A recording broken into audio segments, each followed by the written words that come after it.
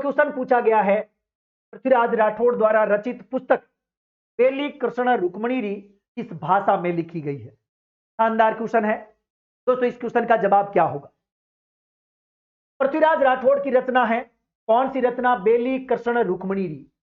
पिंगल है, डिंगल है, मारवाड़ी है और संस्कृत।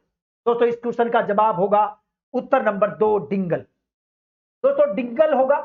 हम विस्तार से यदि इसकी चर्चा करें दोस्तों, ये नाम पृथ्वीराज राठौड़ है और पृथ्वीराज राठौड़ बीकानेर के महाराजा कल्याणमल का बेटा है, राय सिंह का छोटा भाई।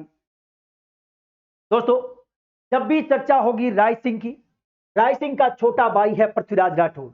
दोस्तों पृथ्वीराज राठौड़ के बारे में बहुत सारी बातें हम करेंगे। सबसे पहले दोस्तों आपने सुना होगा कि एक रचना है जिसमें पीथल और पाथल है, पीथल और पाथल। दोस्तों याद रखें, जो पीथल नाम है ना वो पृथ्वीराज राठौड़ का है। ये पृथ्वीराज राठौड़ यानी याद रखें पृथ्वीराज राठौड़, जबकि पाथल राणा प्रताप के लिए लिखा गया है। एक चीज आपको याद रखनी है कि पृथ्वीराज राठौड़ जितनी भी रचनाएं लिखते थे, जितने भी काव्यों की रचना करते थे, तो किस नाम से करते थे? वो पीथल नाम से करते थे, यानी वो पीथल। याद रखें, अच्छा क्वेश्चन। एक बात आपको बताना चाहूंगा कि पृथ्वीराज राठौड़ क्योंकि अकबर के दरबार में थे और बहुत ही उच्च कोटि के दरबारी कह सकता हूं। मोहनोत नैणसी की खयात एक बात लिखती है कि अकबर इतना ज्यादा इससे प्रभावित हुआ कि उसने गागरोन का किला दे दिया जागीर के रूप में। याद रखें, किसने दिया? अकबर ने दिया। किसने दिया? अकबर ने। किसको दिया? पृथ्वीराज राठौड़ को दिया। क्या दिया? गागरोन का किला। गागरोन का किला। यह बात कौन कहता है? मोहनोत नैणसी ख्यात।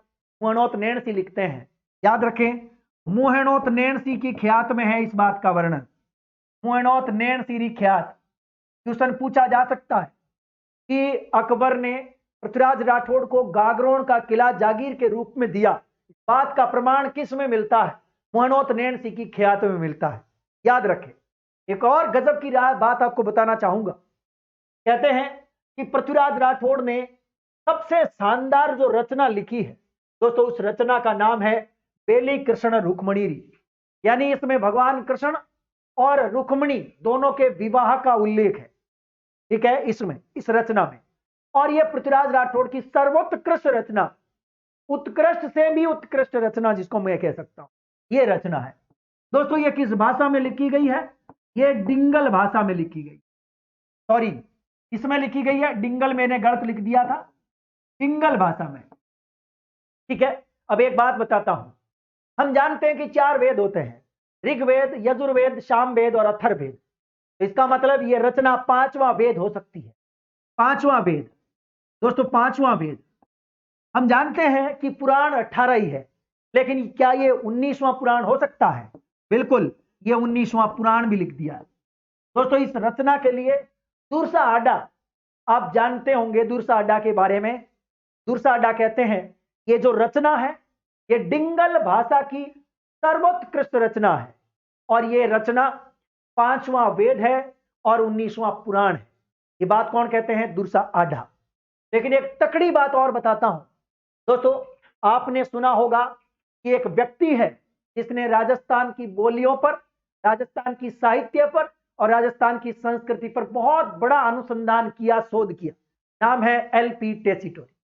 दोस्तों एलपी टेसीटोरी, एलपी टेसीटोरी की बात करें तो टेसीटोरी इस रचना से बहुत ज्यादा प्रभावित हुए थे और इन्होंने इस किताब का संपादन भी किया। आपसे पूछा जा सकता है कि बेली कृष्ण रुक्मणी इसके रचयिता पृथ्वीराज राठौड़ है, इस किताब का संपादन किसने किया, प्रकाश किसने किया? मैं कह सकता हूं संपादक। वैसे संपादक कौन थे? तो याद रखें एलपी टेसीटोरी।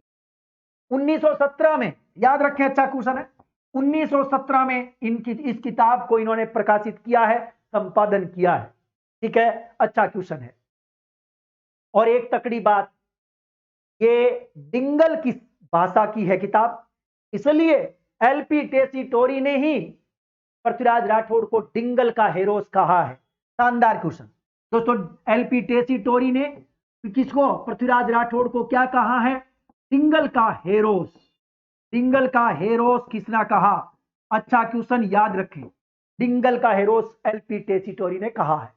बहुत ही शानदार क्वेश्चन। इसके अलावा कुछ और रचनाओं की बात करें दोस्तों, बिल्कुल ठीक है, कुछ और रचनाओं की यदि हम बात करें तो वो भी मेरे पास है, मैं वो भी आपको बताना चाहूंगा। पृथ्वीराज राठौड़ ने जो रचनाएं लिखी हैं, जिनमें याद ये भी रखना है कि ये बेली कृष्ण रुक्मणी नामक रचना को कहां लिखा, कहां पूरा किया, गागरोड़ किले में, जो कि जागीर के रूप में मिला था। इसके अलावा इनकी गजब गजब की रचनाएं, जिसमें दसम भागवत दोहा, गंगा लहरी, ये इनकी रचना है, और कल्ला रायमलोत्री कुंडलियां, ये भी इनकी रचना है। दोस्तों ये सारी की सारी रचना है पृथ्वीराज राठौड़ की है।